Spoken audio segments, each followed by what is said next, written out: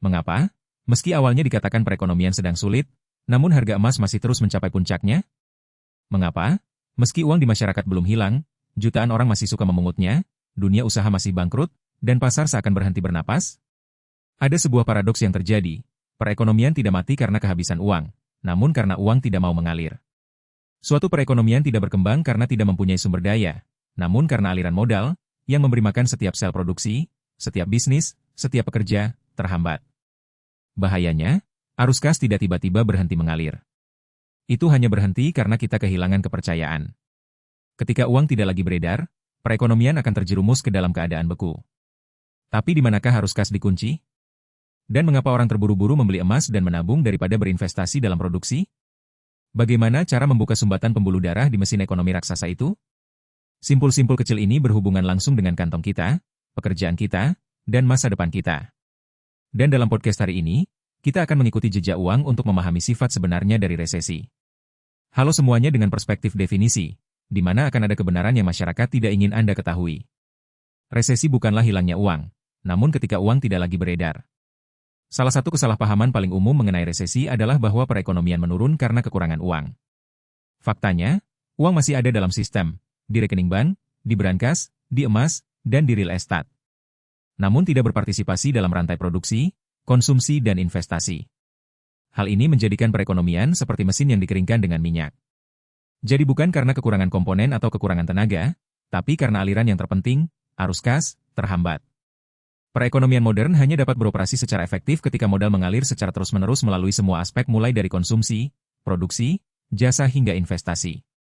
Dan ketika rantai ini berhenti berjalan, masyarakat berhenti berbelanja, dunia usaha berhenti berinvestasi, dan negara tidak memberikan stimulus yang cukup kuat, seluruh siklus akan terhenti. Cara termudah untuk membayangkannya melalui beberapa contoh sehari-hari sebagai berikut.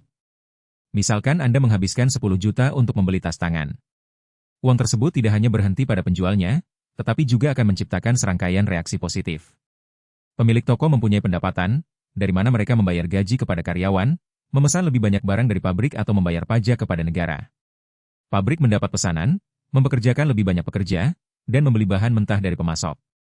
Karyawan yang dibayar memiliki uang untuk dibelanjakan pada keluarga, pendidikan, dan hiburan.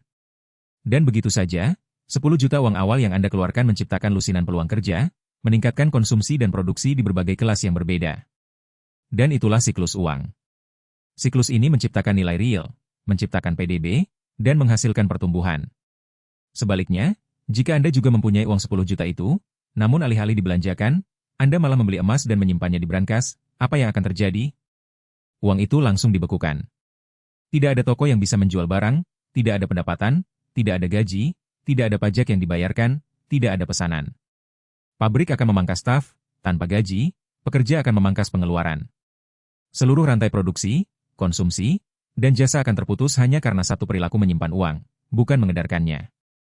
Dan itulah bagaimana resesi terjadi secara diam-diam. Hal ini tidak menimbulkan keributan, tidak mengherankan, namun sangat efektif dalam mengatasi kemiskinan yang meluas dan terus-menerus di masyarakat. Uang sebenarnya virtual. Produk dan layanan baru adalah nyata. Uang hanyalah kekuatan pendorong untuk mendorong perekonomian guna menghasilkan lebih banyak barang dan jasa. Saya sudah menjelaskan hal-hal ini dalam 2 episode podcast, Resesi Ekonomi, Kemana Uang Mengalir, dan Mendetoksifikasi Ilusi Ekspor Vietnam, bisa Anda ulas. Faktanya, di Vietnam baru-baru ini, terdapat bukti nyata bahwa saluran investasi yang sehat seperti saham telah kehilangan kepercayaan karena kurangnya transparansi, obligasi korporasi mengalami gagal bayar massal, dan aset digital belum dilindungi secara hukum. Masyarakat terpaksa mencari tempat berlindung yang aman seperti emas, real estate, atau tabungan bank. Di antaranya, emas dan tabungan adalah 2 tempat di mana arus kas hampir terhenti. Real estate, jika tidak diperdagangkan atau dibangun, juga merupakan saluran penyimpanan uang yang sangat besar. Baru-baru ini, emas mencapai puncaknya. Harga emas pernah mencapai rekor 92,5 juta VND per TL namun tidak ada nilai produksi yang tercipta darinya. Sementara itu, pasar real estate juga membeku dalam waktu yang lama sehingga menyebabkan ratusan industri terkait mengalami stagnasi, mulai dari konstruksi, bahan bangunan, semen, besi dan baja, batu bata, ubin hingga desain, pemasaran, keuangan, dan sebagainya. Dan tidak sulit untuk menyadari bahwa arus kas masyarakat masih sangat besar. Populasi muda, permintaan konsumen tinggi, tabungan domestik stabil. Namun arus kas itu tertahan karena ketakutan. Masyarakat takut inflasi, takut pengangguran, takut risiko, sehingga tidak mengeluarkan uang. Pelaku usaha takut rugi sehingga tidak memperluas produksi. Investor takut kehilangan modal sehingga tidak berani mengalirkan dana ke pasar. Dan ketakutan adalah hambatan terbesar yang menghalangi aliran uang. Dan ketika uang tidak mengalir, perekonomian tidak menciptakan nilai baru dan resesi tidak bisa dihindari. Itu sebabnya mencetak lebih banyak uang belum tentu merupakan satu-satunya solusi. Kalaupun tidak dikendalikan dengan baik akan meningkatkan inflasi.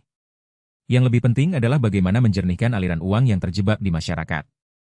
Hal ini bisa berupa kebijakan untuk merangsang konsumsi seperti pengurangan PPN, atau mengalihkan arus kas ke produksi dan bisnis, atau langkah-langkah untuk memulihkan kepercayaan di pasar keuangan seperti transparansi informasi perusahaan, penanganan kasus manipulasi harga saham yang ketat, dan penyelesaian kerangka hukum untuk obligasi dan aset digital. Pada saat yang sama, perlu untuk mengembangkan sistem investasi keuangan pribadi, termasuk pengetahuan keuangan di sekolah, membantu masyarakat memahami investasi dengan jelas dan membedakan antara saluran shelter dan saluran penciptaan nilai. Pada tingkat makro, arus kas perlu diarahkan ke bidang-bidang yang memiliki kemampuan menyebar seperti infrastruktur, teknologi, pertanian berteknologi tinggi, dan produksi medis.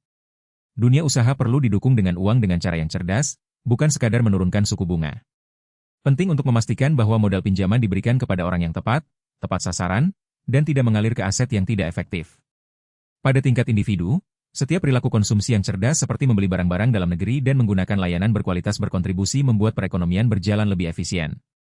Singkatnya, resesi tidak datang dari habisnya uang namun dari terhambatnya kepercayaan dan stagnasi siklus nilai. Ketika uang ditahan karena rasa takut, perekonomian menjadi seperti tubuh yang tidak mempunyai darah tetapi tidak ada sirkulasi, tidak ada oksigen, dan tidak ada kehidupan. Untuk memulihkannya, kita perlu menghidupkan kembali aliran tersebut. Dan hal pertama yang harus dilakukan adalah membangkitkan kembali kepercayaan diri sehingga uang tidak terbengkalai tetapi mulai berjalan kembali, mulai memutar roda utama mesin perekonomian Vietnam. Dari sudut pandang perekonomian Vietnam saat ini, real estate tidak hanya merupakan bidang investasi yang populer tetapi juga berperan sebagai roda penggerak utama seluruh mesin perekonomian. Di negara maju, arus kas seringkali dialokasikan ke berbagai saluran seperti pasar saham, dana modal ventura, obligasi korporasi dengan peringkat kredit tinggi, atau aset digital yang jelas-jelas dilegalkan. Berkat itu, sumber daya modal di masyarakat terdistribusi secara multidimensi dan lebih efektif. Namun, di Vietnam, pilihan investasi yang dapat diandalkan sangat terbatas. Meskipun pasar saham memiliki potensi, pasar saham selalu menghadapi masalah kepercayaan akibat manipulasi harga, penipuan, atau kurangnya transparansi dalam pengawasan. Obligasi korporasi, setelah serangkaian krisis kepercayaan sejak tahun 2022, masih memiliki banyak potensi risiko tinggi. Platform aset digital seperti mata uang kripto, NFT, dan aset digital masih belum diatur secara jelas oleh undang-undang, sehingga membuat masyarakat masih takut atau melakukan perdagangan ilegal melalui bursa internasional. Dalam konteks ini, real estate telah menjadi tempat berlindung yang aman bagi arus kas menganggur bagi sebagian besar masyarakat dan dunia usaha. Membeli tanah dan rumah bukan hanya cara untuk mengakumulasikan aset tetapi juga bentuk pelestarian nilai dalam lingkungan inflasi.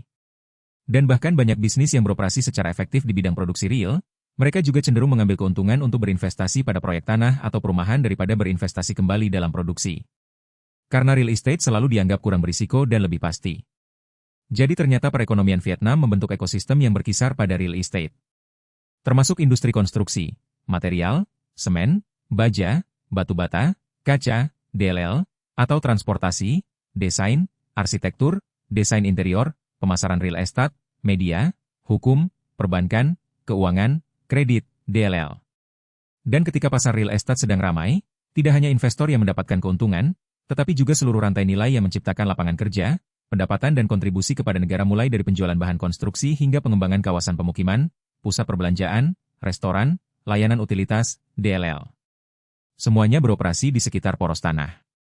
Selama bertahun-tahun, real estate bahkan berperan dalam menyerap inflasi dengan menjaga agar uang tidak mengalir terlalu cepat ke dalam konsumsi sehingga menyebabkan kenaikan harga. Saya telah membicarakan konten ini secara detail di episode podcast, Mengapa Harga Real Estate di Vietnam Selalu Tinggi.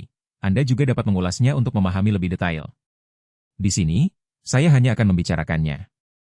Namun, peran sentral ini juga mempunyai kelemahan yang signifikan. Ketika pasar real estate jatuh ke dalam keadaan beku seperti yang terlihat pada periode 2022 hingga 2023, seluruh mesin perekonomian seolah terhenti.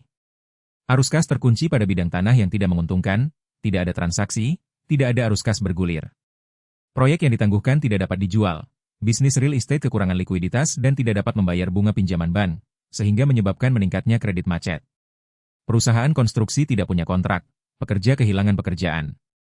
Rantai pasokan material, layanan, desain, dan subkontraktor sangat terpengaruh. Sementara itu, sistem perbankan dibebani dengan tekanan kredit macet yang lebih besar sehingga memaksa mereka untuk semakin memperketat kredit, sehingga mendorong dunia usaha di industri lain ke dalam posisi yang sulit. Ini adalah efek domino di mana penghentian satu tautan real estate saja dapat menghentikan seluruh sistem. Yang lebih berbahaya lagi, real estate bukan hanya tempat menyimpan aset tapi juga tempat menjaga kepercayaan. Ketika kepercayaan terhadap pasar ini terguncang, masyarakat tidak tahu di mana harus menaruh uangnya, sehingga menyebabkan penarikan modal baik dari jalur konsumsi maupun investasi. Maka tidak ada nilai baru yang tercipta, tidak ada produk baru, tidak ada lapangan kerja dan perekonomian benar-benar masuk ke dalam resesi. Yang terpenting, resesi tidak terjadi karena uang hilang, namun karena uang tidak lagi menciptakan nilai baru. Ini adalah saat yang paling berbahaya bagi perekonomian manapun ketika ekosistem raksasa ini tersumbat oleh kepercayaan dan peluang.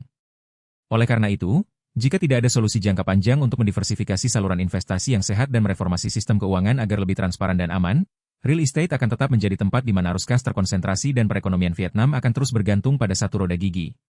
Dan saat gigi itu berhenti berputar, seluruh mesin akan berhenti. Konsekuensi dari uang yang mengalir ke saluran penampungan bukannya menciptakan nilai produktif. Dalam konteks ketidakstabilan ekonomi, masyarakat dan dunia usaha seringkali cenderung mencari aset yang aman seperti emas, mata uang asing atau tabungan ban dibandingkan terus berinvestasi dalam produksi, bisnis atau konsumsi.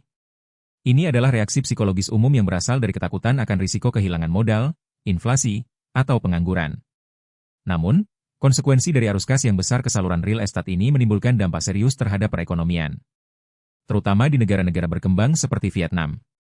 Bukti paling jelas terjadinya pergeseran arus kas ke shelter channel adalah evolusi harga emas pada periode 2022 hingga 2023. Menurut data Doji Group dan SJC, harga emas batangan dalam negeri pernah mencapai 92,5 juta VND per TAL pada Mei 2023, meningkat lebih dari 30% dibandingkan periode yang sama tahun lalu. Ini adalah rekor tertinggi dalam sejarah, jauh melebihi harga emas dunia yang sekitar $2.300 dalam satu kolam setelah konversi dan penghitungan selisih harga. Perbedaan yang tidak masuk akal ini menunjukkan bahwa mayoritas masyarakat Vietnam membeli emas bukan karena nilai intrinsiknya, melainkan karena psikologi menjaga aset jika terjadi krisis ekonomi. Statistik dari Bank Negara Vietnam juga menunjukkan bahwa jumlah tabungan meningkat tajam menjadi sekitar 12,6 juta miliar VND pada akhir kuartal pertama tahun 2023, meningkat hampir 700 triliun VND dibandingkan awal tahun, meskipun terjadi penurunan suku bunga yang sangat besar hingga hanya 3 hingga 4% per tahun. Masalahnya adalah emas, mata uang asing, atau tabungan ban hanyalah alat untuk menyimpan nilai dan tidak secara langsung menciptakan nilai baru bagi perekonomian secara keseluruhan. Ketika uang berada di brankas atau tidur nyenyak di bank, uang hanya beredar di sistem keuangan dan bukan digunakan untuk produksi dan menciptakan produk, layanan, atau lapangan kerja. Masih cerita yang sama, jumlah uang yang sama. Laporan VCCI tahun 2023 menunjukkan bahwa hingga 62% bisnis mengalami kesulitan mengakses kredit ban karena persyaratan yang ketat. Sementara lebih dari 70% usaha kecil dan menengah tidak memiliki jaminan yang jelas. Dampak dari pembekuan arus kas tidak hanya menghambat produksi tetapi juga menciptakan perekonomian dengan paradoks, kelebihan uang tetapi kurangnya pertumbuhan. Artinya ada uang tetapi tidak digunakan secara efektif untuk merangsang konsumsi, investasi dan inovasi.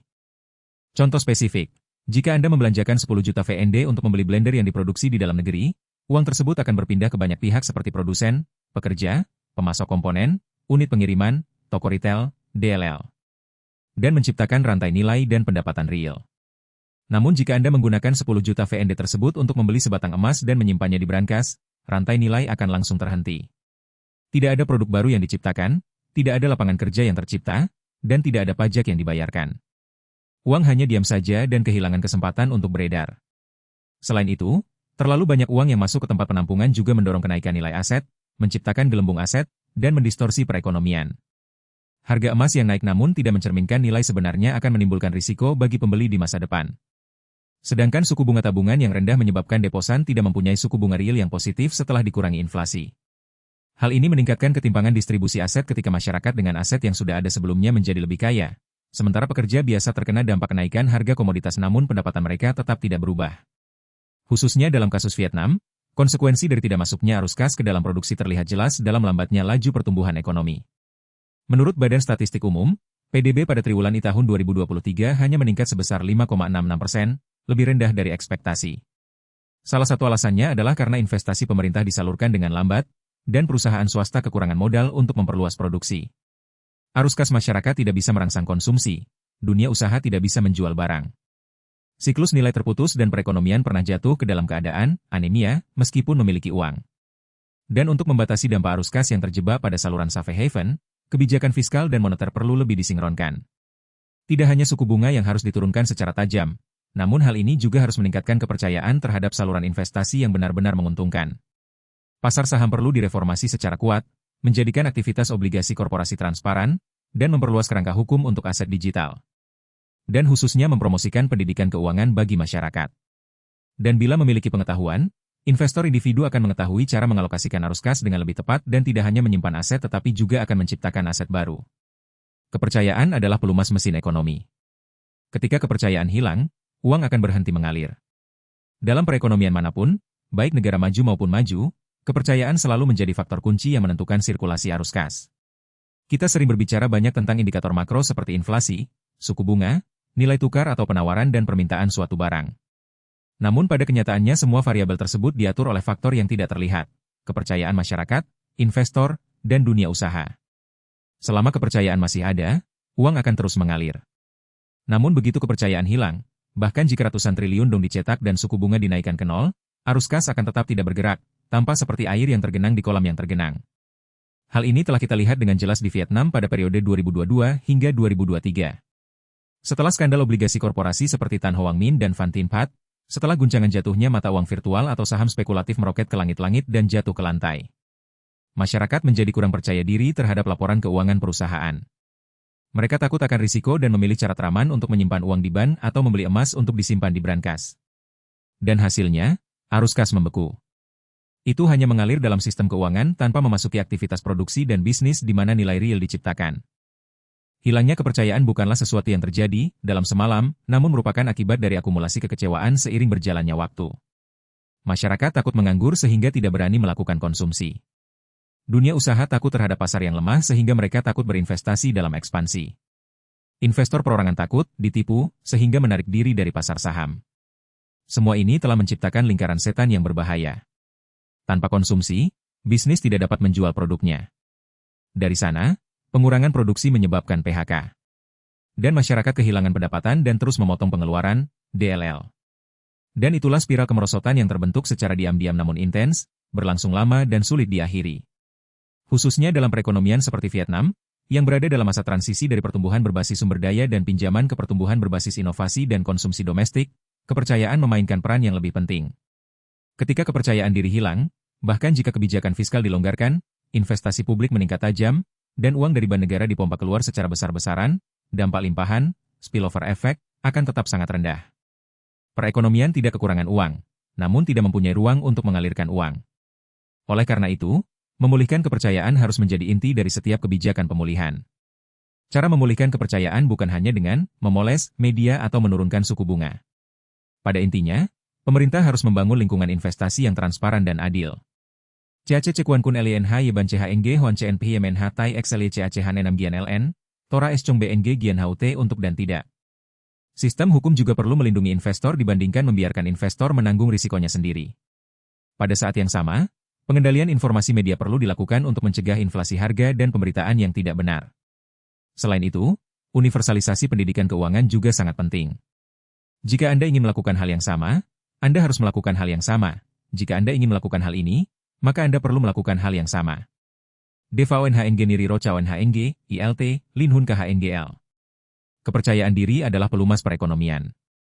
Kehilangan kepercayaan, arus kas akan terbengkalai dan menyebabkan sistem menjadi lumpuh padahal masih banyak uang di luar masyarakat. Buka arus kas dengan mendiversifikasi saluran investasi. Keuangan berlokasi. Jika kepercayaan adalah pelumas mesin ekonomi, maka sistem saluran investasi adalah saluran yang membawa uang ke tempat yang tepat untuk menciptakan nilai. Dan saat ini, Vietnam menghadapi situasi yang masih sedikit, sehingga ekosistem investasinya masih belum matang, sehingga masyarakat yang ingin berinvestasi tidak tahu di mana harus menaruh uangnya. Ini adalah hal yang paling penting yang harus Anda lakukan, karena Anda tidak dapat melakukan apapun yang Anda inginkan. Ya, tidak ada yang bisa dilakukan.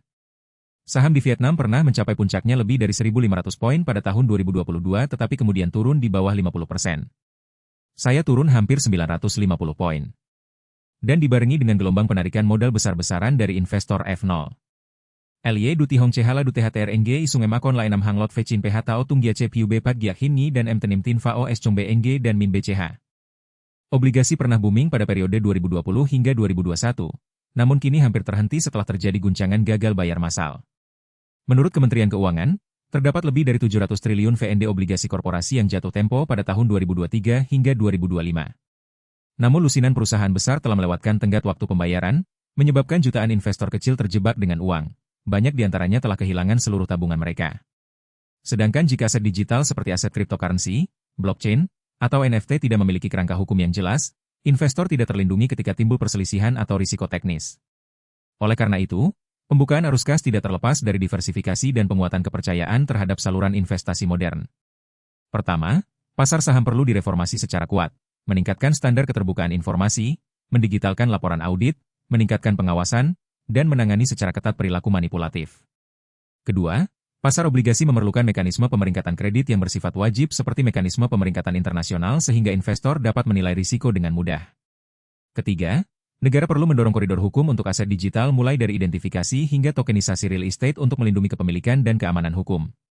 Selain itu, investasi publik, yang merupakan mesin penggerak perekonomian secara keseluruhan, perlu disalurkan secara lebih efektif. Pada tahun 2023, tingkat pencairan investasi pemerintah hanya akan mencapai sekitar 70% dari rencana. Artinya masih ada ratusan triliun dong yang masih menunggu untuk dikeluarkan. Dan jika proyek infrastruktur, transportasi, dan layanan kesehatan dilaksanakan dengan cepat, hal ini tidak hanya akan menciptakan lapangan kerja langsung tetapi juga akan merangsang investasi swasta secara luas. Dan yang terakhir, pendidikan keuangan perlu diterapkan di sekolah-sekolah dan tersedia secara luas. Generasi investor baru yang dilengkapi dengan pola pikir keuangan yang metodis akan mengetahui cara mengalokasikan aset secara efektif, bukan menginvestasikan semuanya ke dalam real estate atau emas. Mereka akan secara proaktif belajar, mengevaluasi risiko dan memilih saluran investasi yang tepat mulai dari startup, brosur, teknologi hingga aset digital. Pada saat itu, arus kas tidak lagi mati namun akan bangkit kembali dan mendorong pertumbuhan dari akarnya.